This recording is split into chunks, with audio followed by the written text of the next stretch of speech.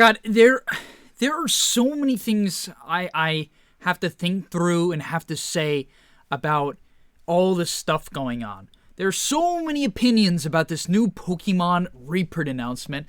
I'll quickly show you the tweet here. We're aware that some fans are experiencing difficulties purchasing certain all Pokemon TCG products due to the very high demand. In response, we are reprinting impacted products at maximum capacity to ensure more fans can enjoy the TCG.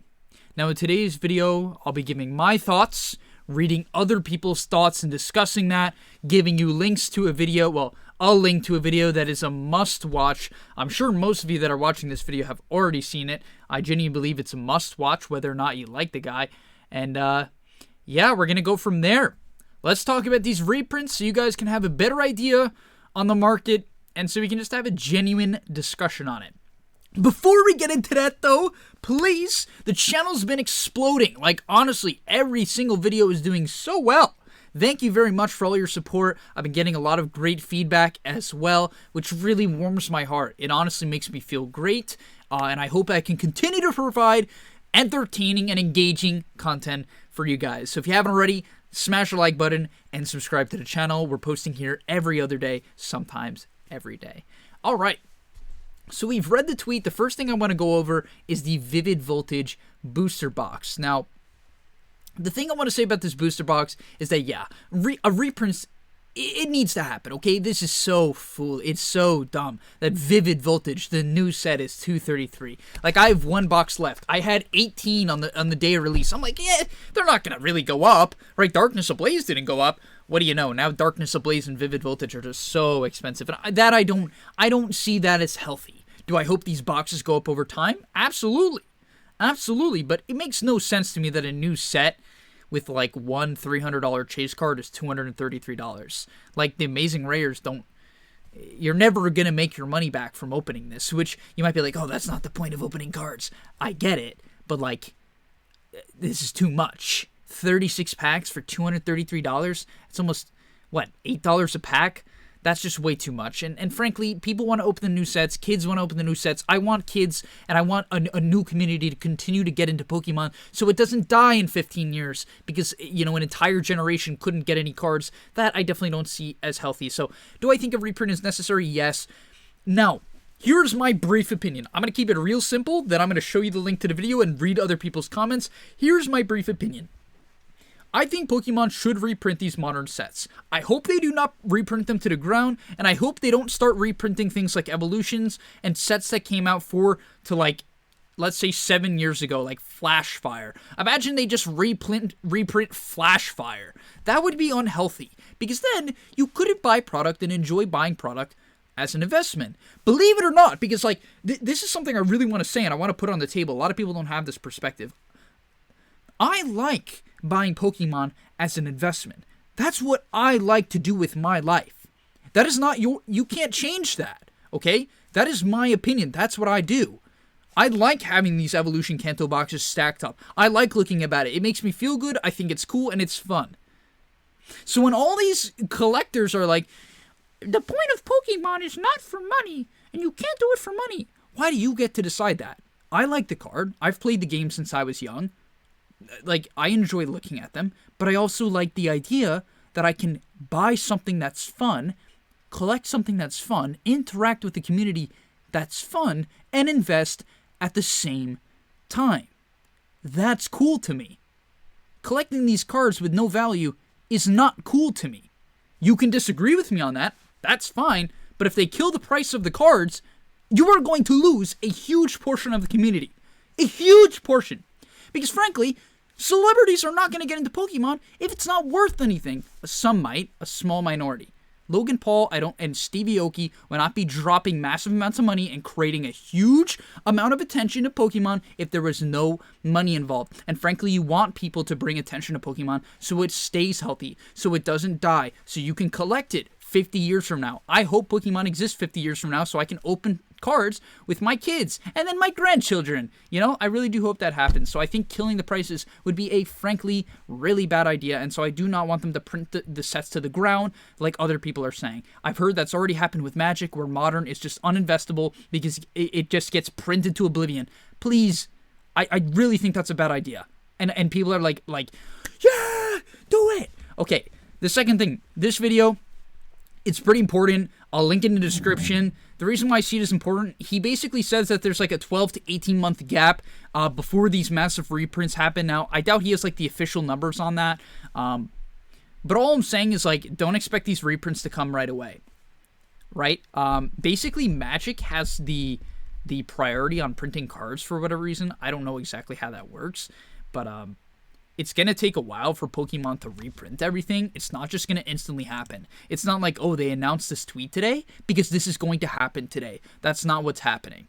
It's going to take a while. So don't be like, oh my god, my boxes are going to drop $1 million today. I mean, they might drop a little just because people see this tweet, right? This tweet is obviously going to blow up and be all over social media. But, so like prices might drop a little because of that. But like, an actual reprint is what's going to be dropping the prices, not just the announcement. This might, you know, touch it up a little bit, which is why I'm actually considering selling my Vivid Voltage booster box today, trying to just, you know, dump it before it drops, let's say $10. But yeah, there's that. So I think this video is a must watch. He's very educated, whether or not you like him. I know there's people who don't like him. Personally, I mean, I think he's extremely entertaining and knowledgeable, but that's besides the point. This is a must-watch video. If you haven't watched it, go click it now. Just pause this video. You can kill my watch time. I don't care. Just like go watch this video. And yeah, let's check out some comments. So I think this is like really interesting because I'm like a big fan of getting different perspectives. One thing I don't like is when people don't like acknowledge other people's opinions. Just at least acknowledge it. You don't have to agree with it, but let's talk about it. So Free Melly says the entitlement of people to feel they deserve a product is so much less than what market value is always insane to me. I'd like to complain that base set first edition is too high, but I won't cry about it. I'll just face the facts. I can't afford it, not demand a reprint. Now this guy he seems to be looking at it from a purely purely money perspective, which, I mean, I guess you can do that. I'm not like a huge fan of that though. That I think is like weird because then you're completely disregarding the interests of just like your casual parent who wants to buy their kids some Pokemon packs for their birthday, and like that I don't like that concept. You know, that I don't see as, I personally see as healthy. Then Brian says, so you're going to devalue everyone's collections by overproducing. Junk's whack era of Pokemon incoming, which is just insane. Junk wax era? Just because they're reprinting some sets, no one can get anything. This is like, it will like be, if they don't reprint anything, this Vivid Voltage booster box will be like $1,000 in 5 years. That should not be the case. It should not be that easy. And it never will be that easy. That would make no sense, right? Absolutely no sense. So no, just because they reprint some stuff does not mean it is going to be the junk wax era. I don't get how someone could say, like, just because they're going to print at maximum capacity, that makes it junk wax. A big thing I've heard about junk wax is the reason why it happened is because, like, sports card companies were, like, you know, there was like a ton of them, right? There was like 10 companies or something. I don't have the exact number. You could correct me on that. Basically, there was a ton of different companies printing the same player. So there's like 8 companies printing Michael Jordan. So Michael Jordan collapsed because there's too many Michael Jordans. If everyone has art of Michael Jordan, it's not that special anymore. But Pokemon has a strong grasp on their IP. So just because they print a good amount of product doesn't mean it's going to collapse. I really don't see that being the case. Base Unlimited was printed. There's so much Base Unlimited. There's so much of it. It's like one of the most printed sets of all time, if I'm not mistaken, right? Like, you know, so is Evolutions. Evolutions is one of the most printed sets of all time. It's freaking $800 a box, right? Like, that's crazy. I don't think, this just makes no sense to me. I hope they don't, like, print it to the ground. I guess maybe that's what Brian's going at, but I don't get that. Please force retailers to limit products per customer. That I actually think kind of makes sense. I feel like that's, like, kind of reasonable, and just like keep other things to pre-orders, like at stores, because you know what I mean. Like, I think like casuals are primarily the people who need the store product. Like, let's say it's like a 50-year-old, you know, Janice is trying to pick up some battle styles in a month. She's not gonna know to pre-order it, right? I have a video on it. Hopefully she sees it. Even then, you barely can pre-order nowadays. But, like, you know, you guys see what I'm saying? Like, these casual, the more casual people, the casuals, they need it at the store. So, like, if you limit it, I think that's good. Let the scalpers be online, right? Keep it online. Don't ruin, like, the little kids they want to, you know, find that stuff in the stores. It's very exciting. I remember when I was young being so excited to pick up, like, you know, even I think it was like World Championship cards. Those are like worth nothing, but I was so excited. I didn't care. You know, you don't care. Just to explain, is this a big one? No, okay, let's read this. Just to help explain why this could be really good for collectors and players on both. Yep. More product gives us a better chance to get everything. Yes, scalpers can try to buy it all up, but if Pokemon keeps producing, then the chance to quickly flip and diminishes the value. Oh, it's continued. Oh, God.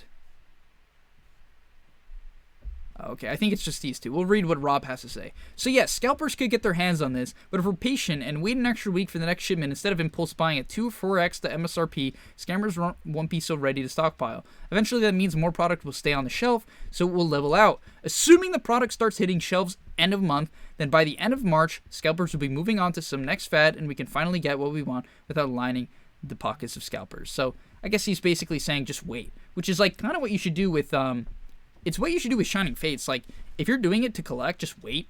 Like, I know that might feel like, but I don't want to wait. Like, it's just what you have to do right now. I'm not, like, I don't control that, you know. If you're doing it to resell, then you might want to pay up on the prices a little bit just so you can flip. Like, if that's your interest. I'm not saying, like, pay, like, $10 a pack might be tough to flip on, you know. Your opportunity cost is, like, pretty risky there. If you're opening packs to flip, it's risky. Like, it's possible, but it's extremely risky, right? So, I don't know. I think that's like semi-reasonable from Rob. Let's go back.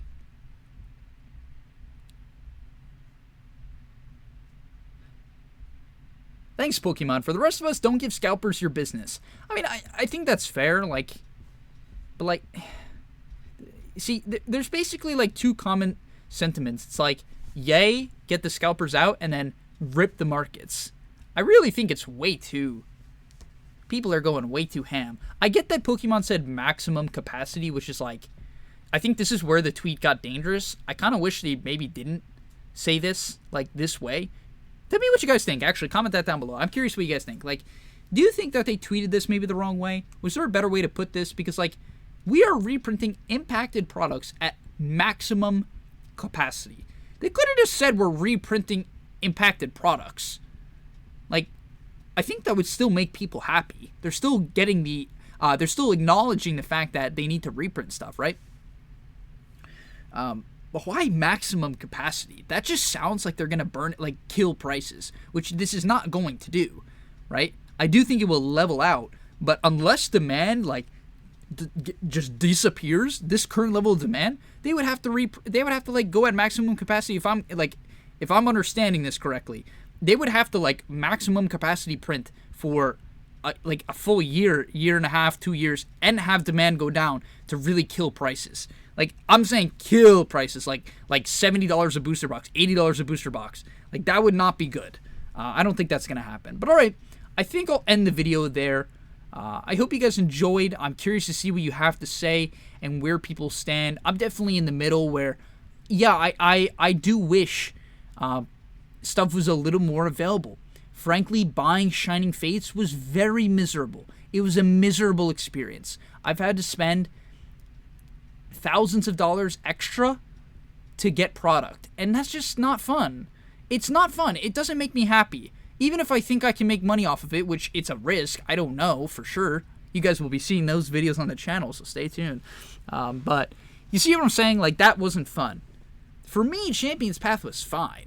Like, so many people are complaining about Shining Champion's Path. They were mad lazy. They were either uneducated, I'm being real, or mad lazy. Because there were so many periods in time where you could order Champion's Path for retail off pre-order.